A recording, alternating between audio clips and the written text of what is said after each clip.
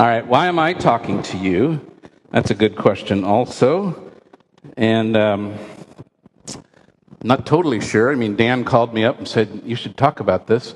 But I've been a Christian for 55 plus years and have made sort of that move, if you will, from American evangelicalism to the Reformation, particularly Lutheran.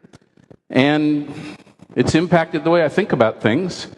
So, purpose, work, business relationships, and then the next one is how I relate to partners, employees, and customers in my business network. So my hope today, go for that, is that there's something helpful here, that there's something that lifts a burden. I mean, that's, to me, what Christ Hold Fast is largely about, is to lift a burden because Christ has done it for you, sets you free to be who you are. And so let's see how it goes. But number one, I want to tell you what I kind of used as sources. On the left, God at Work by Gene Veith, a good book. Tim Keller, some of you probably know him here in New York. His book, Every Good Endeavor, is great. Lee Hardy wrote that one about 20 years ago, The Fabric of This World. I used all those fairly extensively. So let's do some definitions. I'm the kind of guy that likes to have people understand what I'm talking about. So what is vocation? And in Latin, the first one, we know that. It's a summons, an invitation, a calling. You've heard that. Webster says it's the work that a person does, or I like the second half, should be doing. 1 Corinthians 7:17 is the one that uses the word in Paul's letters, the life that the Lord has assigned to him and to which God has called him. And I just always like to stop there and say, notice who's running the verbs here. You get that idea? Who's doing the doing? And then lastly, Luther said this, and we'll come back to this one. What God does in and through us is your vocation. A lot of times it's easy to think it's what I do. I'm going to suggest that we flip that around. The word, of course, came from the idea of being called by the gospel, being saved. And you can see that in 2 Thessalonians. You can see that in 1 Corinthians. My talk today is about the vocation of, well, what did Dan call it in the secular world? I was going to call it the vocation of work, the idea that we get up every day and we do something that has the fringe benefit of being a salary generator. But the way that we as human beings have thought about work has changed a lot over the years. The ancient Greeks had an interesting view of it. And I'm going to read you some quotes that refer to this one. The ancient Greeks associated work with that endless cycle of activity forced upon us by embodied existence. They referred to it as animal futility, the idea that we work in order to eat, we eat in order to work, until our bodies wear down, die, and disintegrate, leaving nothing behind but the dust from which they came. That's encouraging, yeah? That's so here's Aristotle on the same idea. The reason that you maybe heard that, embodied existence, it comes from that idea that the Greeks were really the biggest people that talked about this a lot, was that the body and the mind are not only separate, but one of them's good, the mind, and one of them's not so good, the body. So Aristotle thought that the gods were pure, self-contained mental substances fixed in the distant heavens above, calm, silent, contemplating all truth for eternity, complete within themselves. They lacked nothing, and the gods have no need to interact with other persons. And he would say that only when the philosopher is surrounded by the protective walls of enforced labor and social stability, that means slaves working for you, shielding him from the intrusions of both natural and political necessity, he can turn his mind undisturbed to matters of eternal import. So there was a real dichotomy here between working, which was what the animals did, and thinking, which is what the humans did. Now, what's interesting, next one, Brian, is in the post-Nicene church, meaning after about 350 AD, when Christianity was cool in the Roman Empire, the church kind of took that same view. Here's Augustine, famous saint. We all love him for a lot of things. But he actually said the contemplation of God is promised us as the goal of all of our actions and the eternal perfection of happiness. And he said also, only obligations of charity, he talked about the obligation of loving your neighbor, make us undertake virtuous activity. If no one lays this burden upon us, we should give ourselves over in leisure to study and contemplation. And then Aquinas, my friend Scott mentioned Aquinas, the contemplative life is according to that which is the most proper to man, namely his intellect. And now the last one I'll share you on that one is Gregory the Great, one of the popes from, I forget the dates. The contemplative life is greater in merit, nice word, than the active, which labors in the exercise of present work, while the other, the contemplative life, already tastes with inward savor the rest that is to come. Now, we're talking about rest, but I'm going to connect them in a different way. And then he finally said, although the active life is good, the contemplative life is better. Now, let's go to the next one, Brian, the Renaissance view.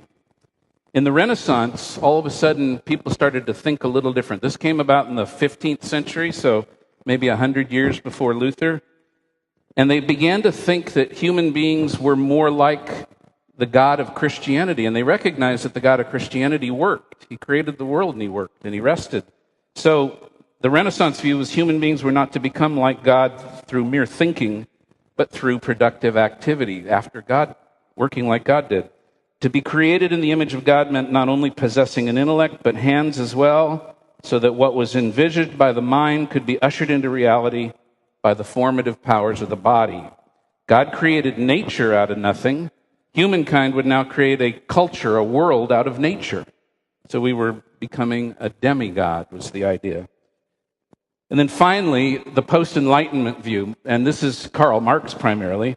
What distinguishes human beings from the animals, according to Marx, is not the ability to think, but rather the ability to engage in free, productive activity, to do what you want, basically, and to produce things.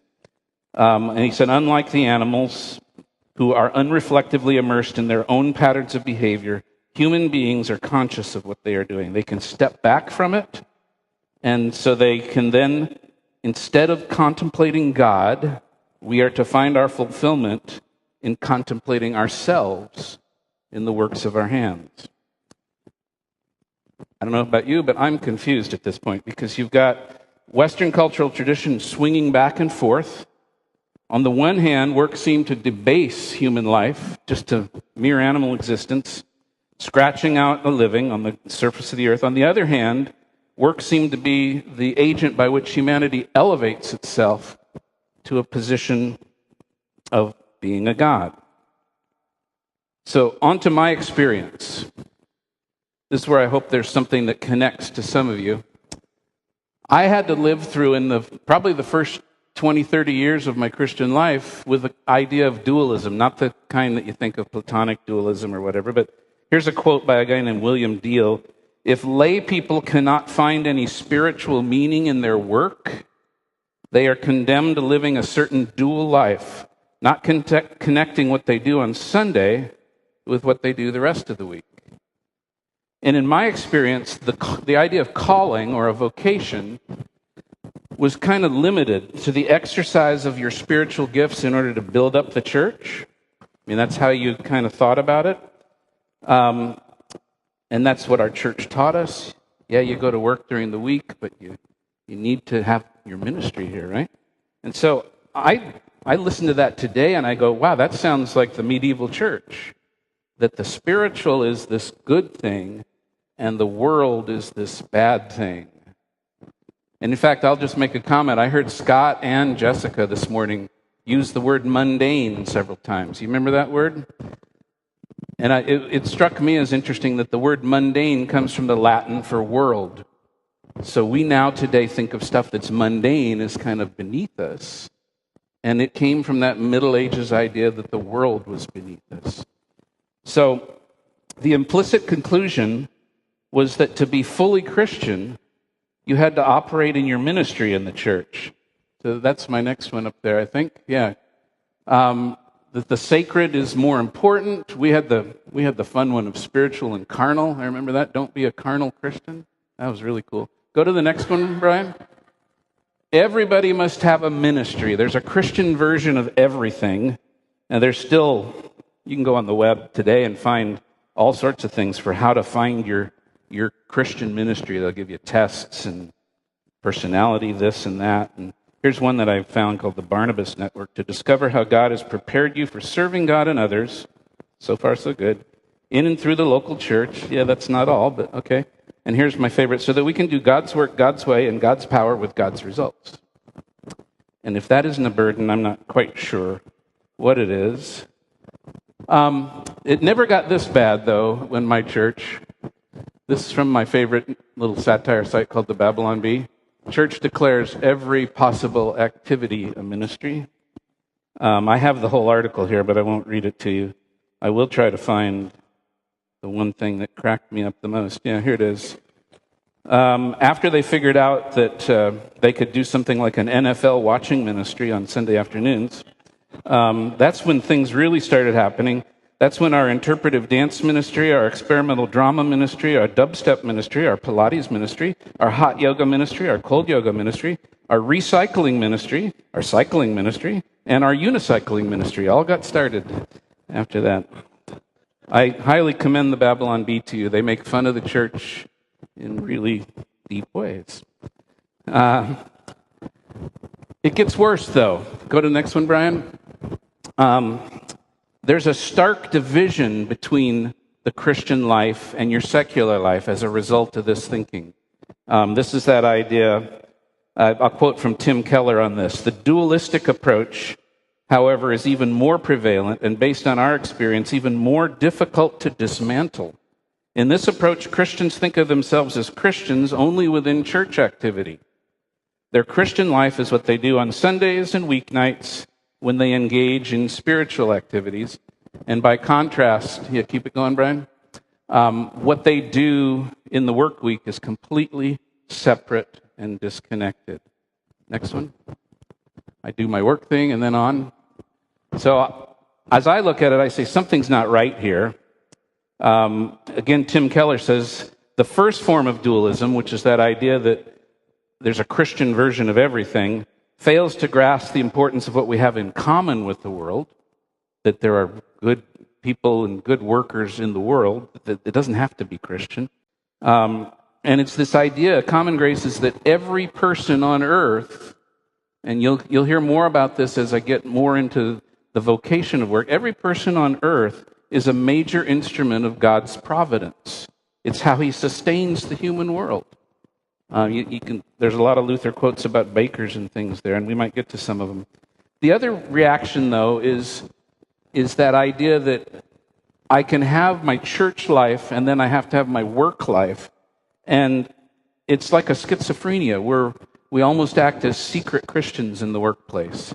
And part of that's because we don't want to be that guy that annoys everybody by quoting Bible verses or whatever, so we kind of hide it. And then lastly, keep it going, Brian, sorry. Must everything be done in his name? Covert. And then the last one that I'll share you is the hypocrite. And I call it getting broed. Anybody know what I mean by that? Getting broed? Oh, it's great. I have a bunch of friends in the Christian music industry, and let's just say it's uglier than almost anything you can imagine, the Christian music industry. And getting broed is the classic one where, like, I need Blake to do some recording on my next record or something, and I ask him to play the guitar parts, but I say, Blake, I don't really have a lot of money, but this is for the Lord, Blake. It's part of your ministry, so you could do it for free, right? It happens way too many times, and I think it's a result of that whole concept that there's this sacred thing here, and it's different than loving your neighbor in this world and doing good work. So here's the good part. Next, the good news of vocation is that this secular spiritual thing is a false dichotomy. And you can see the scripture there from Colossians. Whatever you do, work heartily as for the Lord and not for men. So it isn't a matter of what you do in the church or not. And then the next one, this is a quote from our buddy Luther. And this was his response to that Middle Ages thing. It's pure invention that Pope, bishops, priests, and monks are called the spiritual estate, while princes, lords, artisans, and farmers are called the temporal estate. So that's your spiritual, your carnal. This is indeed a piece of deceit and hypocrisy, yet no one need be intimidated by it, and that for this reason, all Christians are truly of the spiritual estate, and there is no difference among them except that of office. So, next slide, Brian. I'm going to read you some stuff from Dorothy Sayers. And Dorothy Sayers, you guys know the name? She was a English woman, friend of Lewis and Tolkien, part of the Inklings, arguably. Wrote some Lord Peter Wimsey detective novels. Pretty good thinker. And I'm going to read this to you, and it's probably going to be the main thing I do. But I think it's pretty good. So, it is the business of the church to recognize that secular vocation as such is sacred. Christian people, and particularly perhaps the Christian clergy, must get it firmly into their heads that when a man or woman is called to a particular job of secular work, that is as true a vocation as though he or she were called specifically to religious work. The church must concern herself not only with such questions as the just price and proper working conditions, she must concern herself with seeing that work itself is such as a human being can perform without degradation, that no one is required by economic or any other considerations to devote himself to work that is contemptible, soul-destroying, or harmful. It is not right for the church to acquiesce in the notion that a man's life is divided into the time he spends on his work and the time he spends serving God. He must be able to serve God in his work, and the work itself must be accepted and respected as the medium of divine creation. In nothing has the church so lost her hold on reality as in her failure to understand and respect the secular vocation. She has allowed work and religion to become separate departments and is astonished to find that, as a result, the secular work of the world is turned to purely selfish and destructive ends, and that the greater part of the world's intelligent workers have become irreligious or at least uninterested in religion. But is it really astonishing? How can anyone remain interested in a religion which seems to have no concern with 9/10 of his life? The church's approach to an intelligent carpenter is usually confined to exhorting him not to be drunk and disorderly in his leisure hours and to come to church on Sundays. What the church should be telling the carpenter is this, that the very first demand of his religion makes upon him is that he should make good tables. Church, by all means, and decent forms of amusement, certainly, but what use is all that if in the very center of his life and occupation he is insulting God with bad carpentry? No crooked table legs or ill-fitting doors ever, I dare swear, came out of the carpenter's shop at Nazareth. Nor, if they did, could anyone believe that they were made by the same hand that made heaven and earth. No piety in the worker will compensate for work that is not true to itself, for any work that is untrue to its own technique is a living lie. Yet in her own buildings, in her own ecclesiastical art and music, in her hymns and prayers, in her sermons and her little books of devotion, the church will tolerate or permit a pious intention to excuse so ugly, so pretentious, so tawdry and twaddling, it's a good British word, I don't know that one, so insincere and insipid, so bad as to shock and horrify any decent draftsman. We heard something on the panel earlier about bad pictures that are Christianized. And why? Back to Sayers. Simply because the church has lost all sense of the fact that the living and eternal truth is expressed in work only so far as that work is true in itself, to itself, and to the standards of its own technique. She has forgotten that the secular vocation is sacred, forgotten that a building must be good architecture before it can be a good church, that a painting must be well painted before it can be a good sacred picture, that work must be good work before it can call itself God's work. Let the church remember this, that every maker and worker is called to serve God in his profession or trade, not outside it. The apostles complained rightly when they said it was not meet they should leave the word of God and serve tables. Their vocation was to preach the word.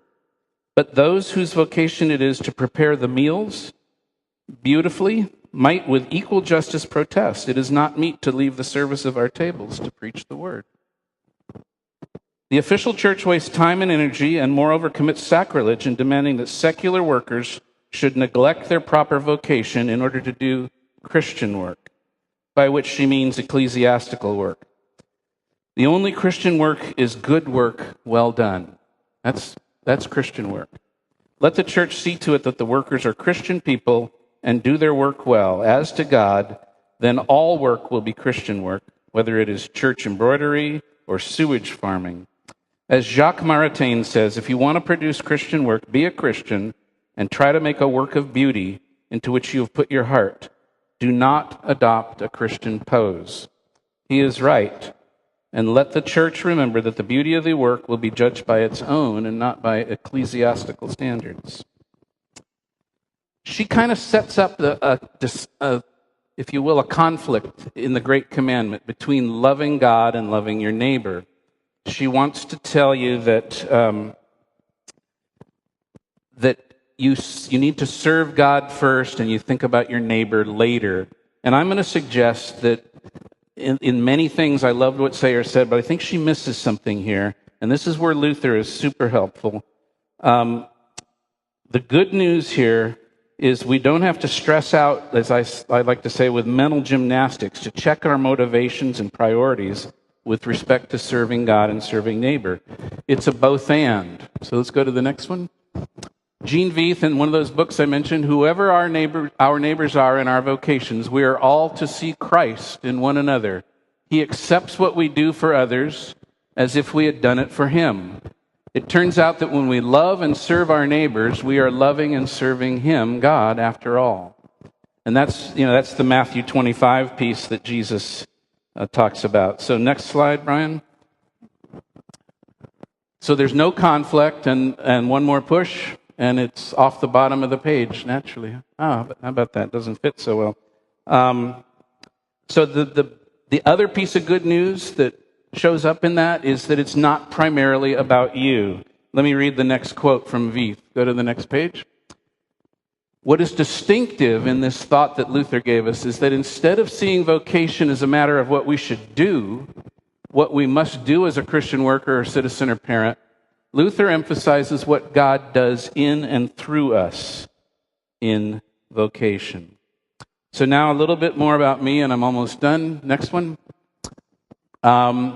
Several vocations. We've already heard mother. We've already heard father. We heard a little bit, something like what I'm talking about earlier from David Kim. We're going to hear some other ones, but let's click through these. A vocation as a husband, as a parent, as a church member, as a teacher, as a citizen, as a worker, and then below that is as an employer. And then next, you think about who is my neighbor. Pretty much everybody, really. My wife, obviously, my children, my church, my students, my country, my customers, my employees, and my partners. And there's probably another one that I can't even remember. So here's some just examples from my work, the way that I think about this nowadays. First one is with my partners. I serve my partners by being trustworthy and accountable to them, open to them. I serve my employees by candor, speaking the truth in love, but speaking the truth, high expectations for all. One of the things I've been convinced of is there's nothing worse than having a high performer that sees you letting a slacker get off. That just demotivates and ruins everybody's day. So openness, candor, high expectations, generosity. That's another way that you love and serve. And then for customers, vendors, it's about excellence. And I put in there control what you can control. In my business, which is in the investment world, there's an awful lot you can't control. You guys just listen to the stock market report each day and you know that. So let's go to the next one. So how should you serve God and neighbor in your job? And you've seen some of this. By evangelizing your colleagues, by furthering social justice, by engaging and influencing culture, skillful, excellent work, yes. Keep going, Brian. By creating beauty, by being grateful and joyful, by doing what gives you the greatest joy, by making lots of money so that you can be generous. And what it says on the bottom that you can't see there was, why not all of the above? As you think about what you do in your work, again, thinking about this idea that you are free to serve your neighbor, then all of those come into play. Now, let me elaborate on that, and then we're done.